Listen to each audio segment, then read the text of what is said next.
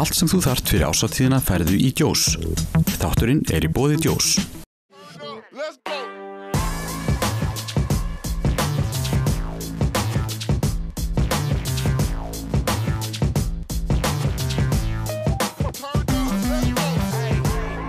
Já, komið sæl og velkomin í taktíkina. Í þessum þætti ætlum við aðeins að breiða út af vananum. Við ætlum að vera með einn gest í settinu. Við ætlum að vera með hann Lárus Orra Sigurðsson, nafn sem að flesti knattspyrnuáhugamenn ættu að þekkja. Velkomin, Lárus.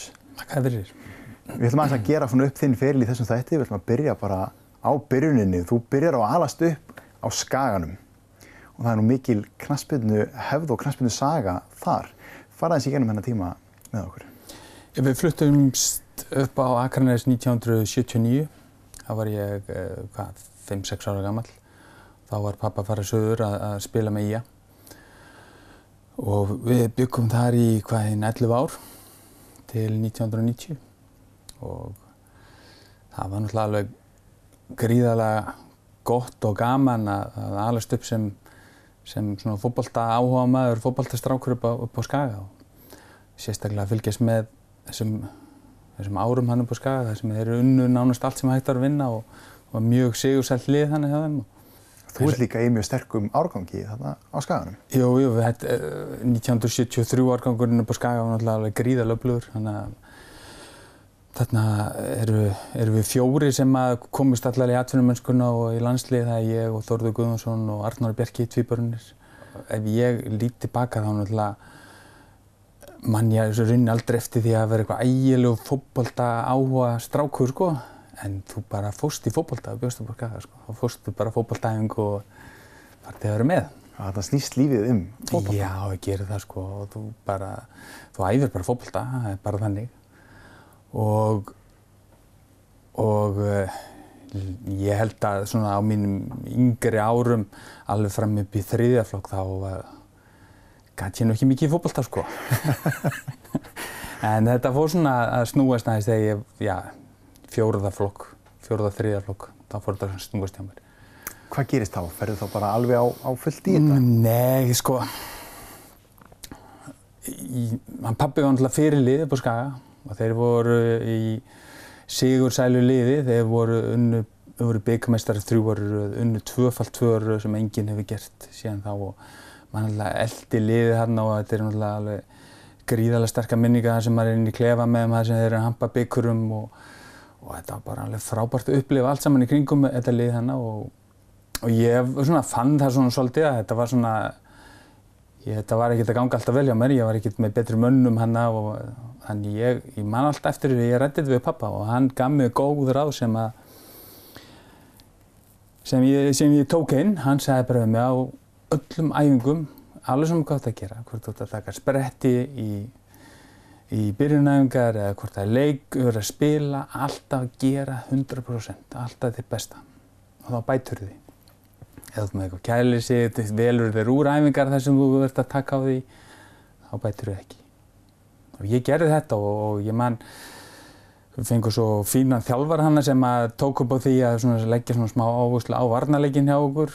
Jón Alfreðsson heitir hann og þetta sumar þá gekk mjög vel hjá mér og ég endaði með því eftir þetta sumar að komast í 16 landsliði. Þannig að þetta þarna fór þetta að snúast þannig hjá mér. Það sem á svo eftir að gerast er að þið náið að spila saman. Já, við náttúrulega erum hann upp að Akranesi þangað til 1990 og flytjum þá hingað heim og þá er ég náttúrulega, ég er þá búinn að klára 3. flokkinn og er komin upp í 2. flokk. Og pabbi ákveður að taka fram skóna og spila 1 ár með Þór. Og ég náttúrulega á þessum tíma þá náttúrulega þóttist maður geta sigra heiminn bara einn og óstuddur, þannig að ég ætlaði nú heldur betur líka að spila með meistaraflokki Þórs. Og það gekk illa framan af, ég var lítið með meistaraflokknum var meira bara með öðru flokknum til að byrja með en svona á endanum náði svona með það var sérstaklega einn leikur, það var spilaður 2. flokkur á móti meistaraflokki upp á Þórsvöll, svona æfingarleikur og þar tók ég mig til og tók vel á því og eftir það komst ég í hópinn hjá meistaraflokk og svo mjög fljótlega inn í byrjunarlið og ég man alltaf eftir fyrsta leiknum mínum, hann var 7. júní inn á Akureyarvelli á móti KR og ég man það nokkrum ástæðum. Það var meðal annars að þennan dag fikk ég bílprófið og pabbi sagði mér, þú ert ekkert að fara að keyra neitt í dag sko. Nú einbeitir þú bara að leiknum, ekkert bílavesen sko. Þannig ég mátti bíða einn dag viðbót fyrir að keyra. Svo man ég líka eftir því við vissum það að ég fekk símtal, ég fekk ekki símtal, það var hringt í pabba kvöldinu áður og þá var ég ekki bara í hóp, þá var búið að setja mig í byrjunarliðið fyrst skipti. Það var hann Siguróli Móli, hann meiddist eitthvað og ég kem inn í liðið fyrir hann. Þannig við löbbum saman að leikinni á pabbi og löbbum saman hérna á Akureyri og það var bara mjög eftirminnilegt og ég man mjög vel eftir þessari göngu okkar hana á leikinn og fékk góður ráð hjá pabba þar og það var mjög gott að spila með honum. Ég held að við höfum náð að spila saman einhverja 6-7 leiki þetta sumar. Það nú ekki algengt að menn ná að spila með föður sínum? Nei, ég held að það hefði engin leikið það eftir í efstu deild hérna á Íslandi. En pabbi náttúrulega var á annarri löppinni hérna, hann í gamla daga þegar hann var að spila þá ef menn meiddist eitthvað í einu, hann meiddist eitthvað lið þá var liðþjóðin bara tekinn sko, hann var ekkert verið að laga þetta, bæta þetta neitt og hann var að spila á annarri löppinni og hann kláraði nú ekki þetta sumar sko og þetta var náttúrulega erfitt sumar líka fyrir okkur Þórsara, við endum að falla. Þannig að, en ég horfði tilbaka þá sé ég það ekki sko, ég sé bara að þetta var mitt fyrsta sumar og ég spilaði með pabba og ég upplifði það að spila með meistaraflokk og upplifði flott sumar í minningunni, í rauninni. Þið flytið hérna heim til Akureyrar og þá hittið þið hinn helminginn af fjölskyldunni sem KA-megin. Já, við öll fjölskyldan mömmu náttúrulega KA-fólk og mikið af fótboltamönnum þar líka, Kári Árnason og Þorvaldur Örlygsson og Ormar Örlygsson og þetta allt náskyldi mér. Þannig að það er fótbolti í fjölskyldinni þó hún sé villisum megin. Við tökum smá hlé, kíkjum yfir í auglýsingar og komum svo til baka eftir þær. Sönvill jakkaföt, herradeild J.M.J. Akureyri. Þátturinn í boði J.M.J. Allt sem þú þarft fyrir ásatíðina færðu í Djós. Þátturinn í boði Djós.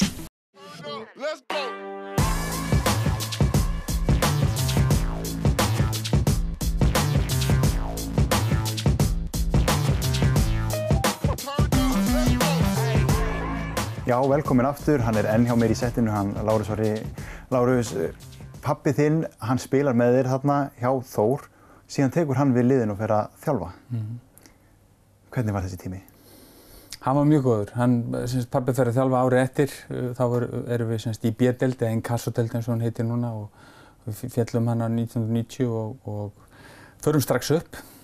Og árið eftir það 92 mjög gott ár. Ég held að við vorum að berjast Íslandsmeistaratitilinn við Skagan alveg þá til í næstsíðustu umferð og endum að vísu í 3. seti en það var alveg mjög flott ár og mjög skemmtilegt ár og þetta gekk mjög vel og pabbi var mjög góður þjálfari og þó að ég vissi það alveg að ég fengi enga sérmeðferð hjá honum þó að ég var í sonur hans, það var alveg klárt mál og var í rauninni vita mál að hann myndi passa sig á því að ég fengi enga svolítið sérmeðferð og sem kom sér bara vel fyrir mig.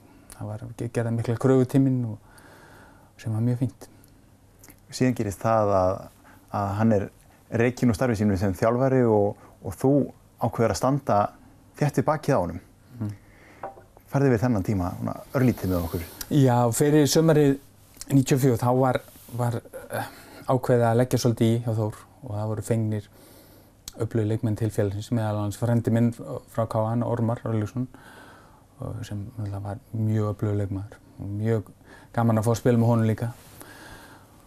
En það gekk lítið, það gekk ekkert þetta tímabil, þetta var ekki gott tímabil hjá okkur, einhvern veginn komst þetta aldrei á stað. Og ég man eftir því að við ræddum saman ég og pabbi og hann sagði mér það að hann fór til stjórnarinn og bauð þeim það þegar voru 4 umferðir eftir og hann taldi ennþá að væri möguleiki að rétta þetta aðeins við. Þá bauð hann afsökun sína og þeir sögðu það að þeir vildu að hann kláraði tímabilið og ætlaði að standa á bak við hann í þessu öllu saman. 2 leikjum seinna þá var hann rekinn sem mér fannst mjög ósanngjarnt og maður var náttúrulega ungur og passíonudrengur og ég bara tók það ekki í mál þó pabbi hafi viljað að ég héldi áfram og myndi klára tímabil með Þór, þá bara tók ég það ekki í mál. Það bara fjölskylda kom fyrst og ef það ætla að koma svona fram við hann þá var ég hættur að spila. En þú hættir samt ekkert í fótboltanum, þú ert reynið þá að finna þér þarna eitthvað nýtt að gera? Já, staðan var þannig að ég var að spila með yngri landsliðum þarna og það var 21 árs landsleikir þarna einhvern í lok september, byrjun október, þannig ég þurfti að halda mér einhvern veginn í formi og þá heyrði pabbi honum Þorvaldi Örlygssyni sem var þá að spila með Stoke úti og spurði hvort ég geti fengið að koma út og æfa með þeim og Þorvaldur græjaði það fyrir okkur og ég fór út og hafði í rauninni aldrei kannski verið eitthvað alveg fastur í því að alltaf vera atvinnumaður í fótbolta eitthvað þvíumlíkt en það voru hlutinni allt öðruvísi í þá daga sko. Þá voru kannski, ef við tökum Norðurlöndin og allt saman með, þá voru kannski 10-11 íslenski leikmenn að spila utan Íslands á þessum tíma. En ég fór þannig út og ég átti að vera hann held ég í 1 viku. Endaði með því að ég var í einhverjar 3 vikur. Ég spilaði örugglega 2 ef ekki 3 varaliðsleiki undir öðru nafni heldur en mínu eigin. Þannig að ég var ekki í Stoke skilur hvað. Maður hét eitthvað Gordon Bailey eða eitthvað, ég man ekki hvað maður hét, þá notaði bara að láta nota nöfn einhverja aðra ungra stráka hann. Og þetta bara gekk mjög vel og þetta gekk mjög vel og nú tegum við líka út af því í hvernig ástandi ég var. Ég var í mjög flottu formi, við höfum æft mjög vel veturinn fyrir þetta sumar. Og ég fann það þeir voru mjög hrifnir af hvernig þetta gekk hjá mér hann úti og vildu að ég yrði lengur en þessi 3 vikur en ég sagði ég yrði bara fyrir heim, ég var í skóla. Þannig að ég fór heim og svo held ég að vera einhverju 2 mánuði seinna þá kom bara tilboð frá þeim og ég var orðinn atvinnumaður í fótbolta hérna í byrjun desember þetta ár.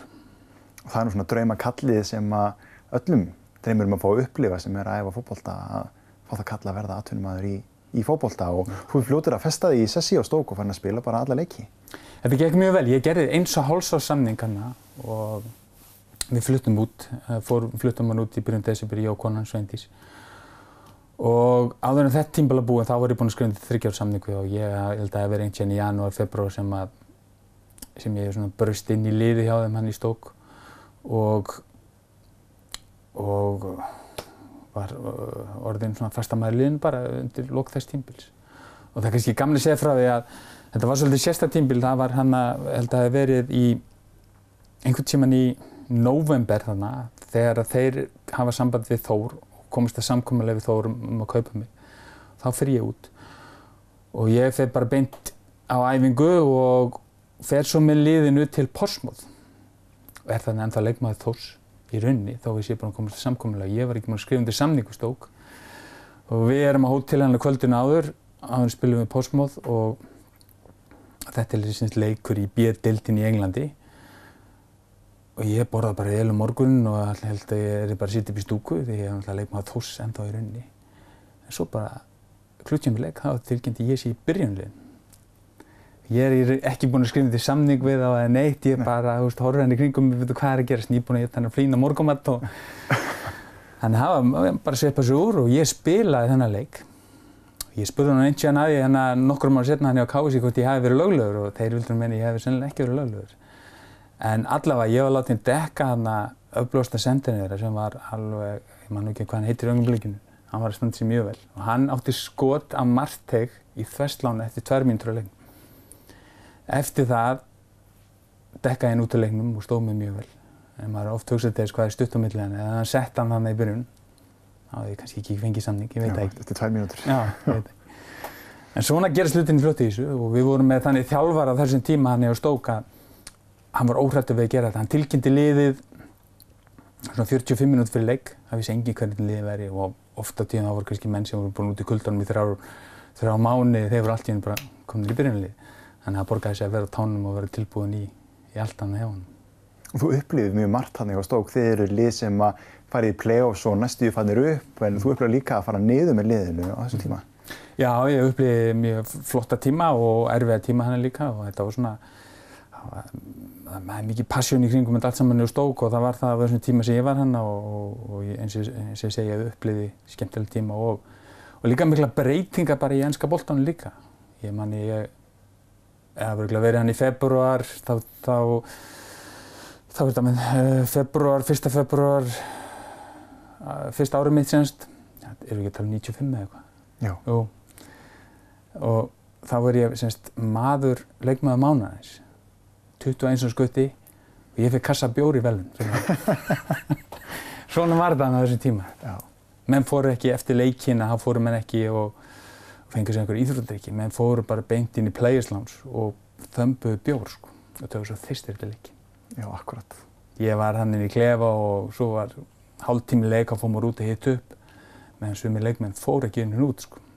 Nei. Þeir stóðu bara inn í klefa og sumir löbbu út á völlinn og ég spurði einn leikmann að segja mér til hvers hann labbaði út á völlinn og annar borðvist ætlaði að geta upp. Hann sagði bara taka stemminguna aðeins sko. Já, akkurat. Svona var þetta á þessum tíma. Og svo breytist þetta mjög fljótt og mjög hratt þannig í Englandi. En þessi tími á Stoke, eins og þú segir, fyrstu árin þá var þetta mjög gaman. Við vorum hársbreidd frá því að fara upp. Töpuðum í play-offs fyrir Leicester, mjög flottu liði í Leicester. Það var ungur drengur, Emil Heskey, sem var að spila þar. Það var hann held ég 16-17 ára algjört naut þá þegar. Og svo fer þetta alveg í það að við lendum í því eitt tímabili að við föllum úr B-deildinni, niður í C-deildina ásamt Manchester City á þessum tíma. Það voru 2 stórlið sem féllu hann niður. Og það var mjög erfitt ár. Þá var ég fyrirliði liðsins og ungur fyrirliði liðsins og við vorum með 3 þjálfara á þessu tímabili og það var uppreist meðal leikmanna og það voru slagsmál á æfingum og þetta er eina skipti á öllum mínum fótboltaferli sem ég tek þjálfunina með sem kannski einhver 30-35 ár sem ég svaf ekki út af fótbolta á þessum tíma. Það trúið því mikið gengið á. Já, þetta var erfiður tími. Þarna lærði maður líka, lærði ég bara það að það þýddi ekkert að líka andvaka yfir þessu, alveg saman hvað gengur á. Þú verður bara að gera þitt besta og svo kemur heim og kvöldin á hvílir. Tökum stutt hlýjan hérna, Lárus, kíkjum í auglýsingar. Sönvill Jakkaföt, herradeild J.M.J. Akureyri. Þátturinn í boði J.M.J. Allt sem þú þarft fyrir ásatíðina færðu í Djós. Þátturinn í boði Djós.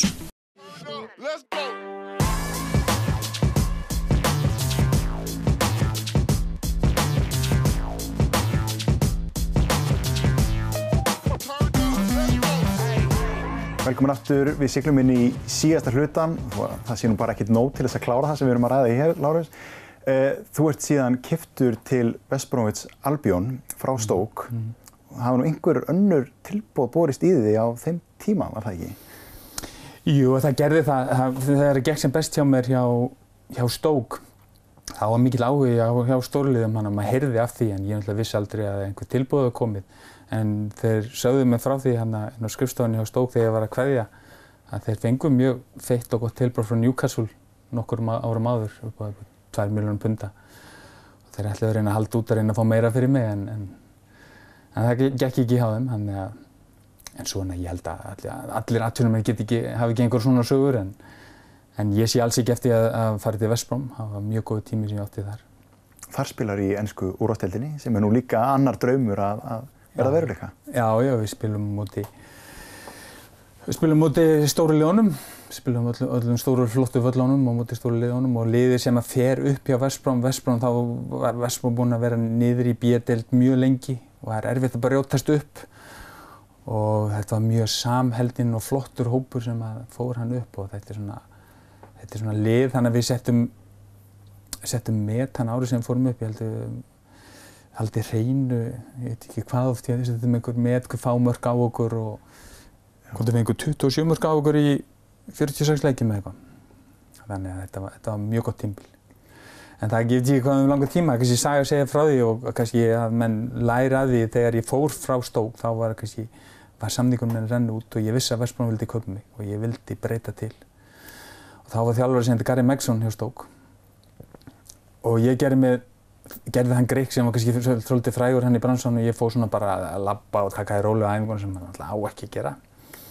Og þeir bara ákveðu þá á endanum að selja mig. Hugum minn var greinilega að fara inn eitthvað annað. Þannig við skiljum ekkert voðalega vel, ég og Megson. Og ég fer yfir til West Brom og þetta í september. Ég man eftir þetta að ég fekk símtalið þegar frá West Brom á afmælisdegi miðsona míns. Þetta í september, ég fer til West Brom, spila þar alveg eins og kóngur, er kjörinn, eftir það tímabil kjörinn maður tímabilsins.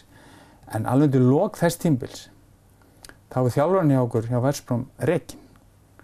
Og það sem hafði gerst í millitíðinni var það að Íslendingarnir höfðu keypt Stoke, rekið þjálfarinn sem ég fór frá, Gary Megson, og hann kemur til West Brom. Þannig að það liði ekki nema hann einhverju 7 mánuðir frá því að ég skil illa við hann, þá til hann kominn aftur og mættur sem framkvæmdastjóri minn. Hvernig gekk það? Það gekk þannig að ég fór í minn fyrsta leik hérna og það voru örfáir leikir eftir tímabilum og spila rosalega vel og ég slít krossbönd í þeim leik. Sem hafði ekkert að gera með hann, nema hvað ég fer bara í þjálfararferlið og þetta tók mig 6 mánuði og ég mættur aftur, þá valið leikmaður tímabilsins árið á undan og bara kominn aftur, hvar er staðurinn minn í liðinu, þá var mér bara bent á það hvað er úlingarliðið að því.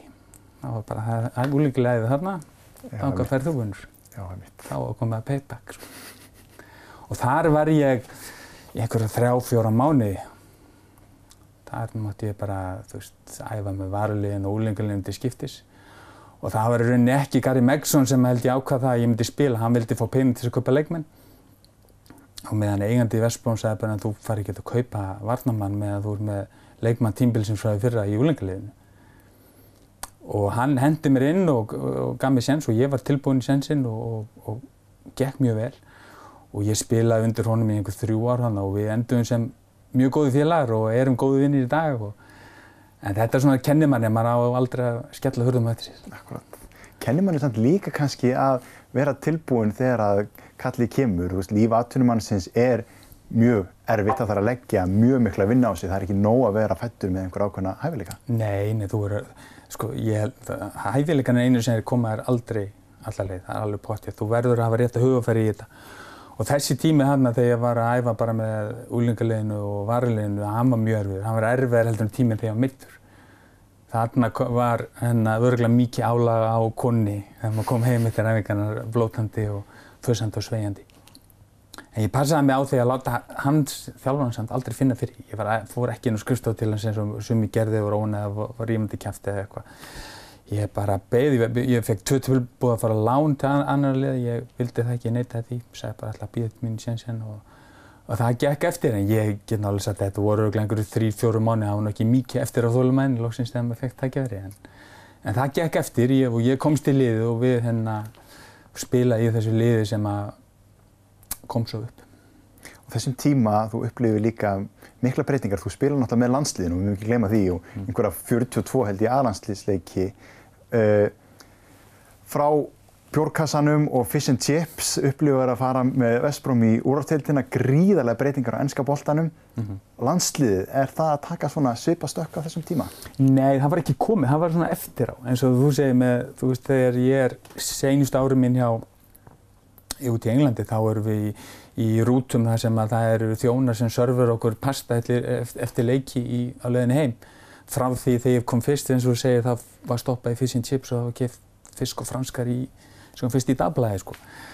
Og bara allt í kringu liðið, það er næringarfræðingar, nuttarar, nikkjarar, sjúkraþjálfarar, þetta var allt orðið svona út heim. Meðan að landsliðið kannski var svolítið langt á eftir. Og þessi breyti kom of seint hjá landsliðinu. Og ég upplifði bæði mjög góða tíma með landsliðinu sem var alveg frábært og líka mjög erfiða tíma með landsliðinu. Og það var erfitt að vera í landsliðinu, ég var örugglega í 10 ár í landsliðinu. Á vissum tímum var mjög erfitt að vera í landsliðinu. Og maður var bara alveg guðsveginn með þegar maður steig upp í flugvél og flög aftur út oft á tíðum. Það var ekki bara, það gekk ekki vel, heldur var líka bara svona hálfgerð. Það var verið að leita af einhverjum fyrirsögnum út allt og reyna að finna eitthvað sem var til þess að slá upp og þetta var bara, það var ekki gott. En það hvarflaði samt aldrei að mér hætti landsliðinu, aldrei í rauninni, sko. Því að ég segi það, sko, að ef ég mætti upplifa eitthvað eitt tilbaka á öllum mínu ferli, þá myndi ég hugsanlega standa einn þjóðsöng. Það er alveg rosaleg tilfinning að standa þjóðsönginn. Það bara, þú veist, eitthvað sem að þú veist, ég spilaði úti fyrir framan 25-30 manns vikulega.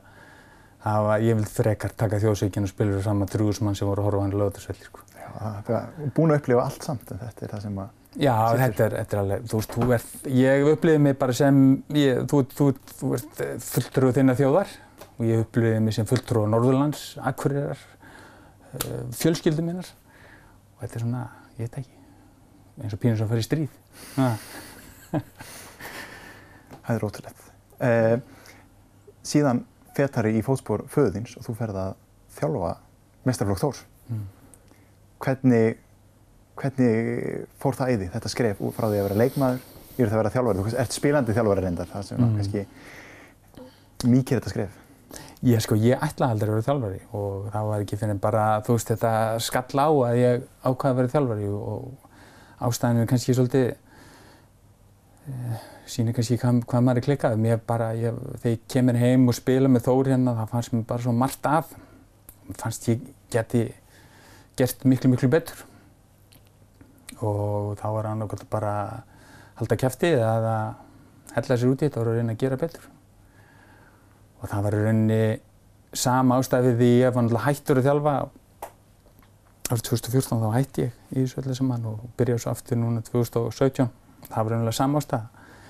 Mér leiði bara vel að vera hættur í rauninni, sko, en bara leist ekki á hvað var í gangi og fannst ég geta gert mun betur.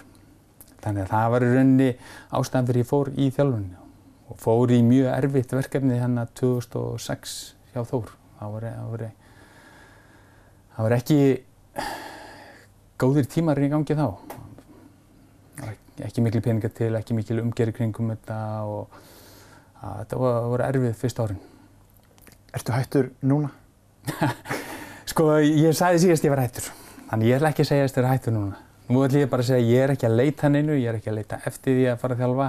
Ég ætla samt ekki að segja að ég er hættur. Þá kannski hætti ég. Við rifjum upp allan þennan tíma, tökum hann einhvern veginn saman. Þetta er gífurlega mikið sem við gengið á upp og niður. Menn, eins og segir, þú lendir í meiðslum, þú lendir í að vera tekin út úr liðinu. Það er stuðningurinn og hausinn sem skiptir öllu máli í þessu. Ekki spurning, þú veist, ég held að þeir sem sáu mig sem leikmann og vita hvernig ég var sem leikmann, ég var ekki stútfullur á hæfileikum, en ég var tilbúinn til að leggja á mig og ég held að það er það sem að sker á milli ef að menn eru tilbúinn til að leggja á sig. Það er ekki hægt að vera bara metnaðarfullur þegar þér hentar. Þegar metnaðarfullur þýðir það til dæmis fyrir unga drengi og unga stúlkur að þú þarft að sleppa að fara á ball. Þú þarft að sleppa að spila FIFA til klukkan 2 á nóttinni, skilurðu. Það þýðir ekki bara að vera metnaðarfullur þegar þér hentar. Það eru stundum þú verður að fórna fyrir þetta og þú verður að leggja á þig og þá uppskerð. Alveg sama hversu miklu hæfileikur það hefur. Það skiptir engu máli. Ef þú ert ekki tilbúinn að leggja á þig og fórna fyrir þetta, þannig er það ekki árangri. Þessu frábær lokaorð. Takk kærlega fyrir spjallið, Lárus Orri. Takk þér. Og ég þakka ykkur áhorfendur kærlega fyrir samfylgdina í þessum þætti. Sjáum svo bara í næstu viku.